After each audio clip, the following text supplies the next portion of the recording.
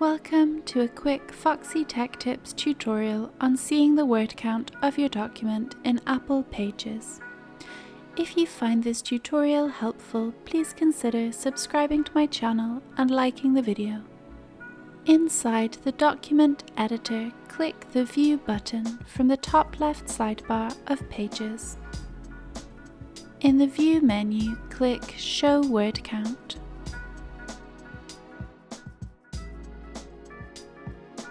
This will create a box that displays your word count. You can drag it to any position you want to, and it will stay in that position even when you scroll.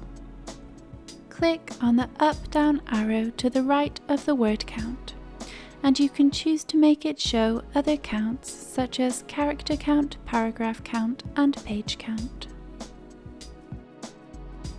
To delete the word count display box, click View from the top again, and then select Hide Word Count. And that draws an end to this tutorial.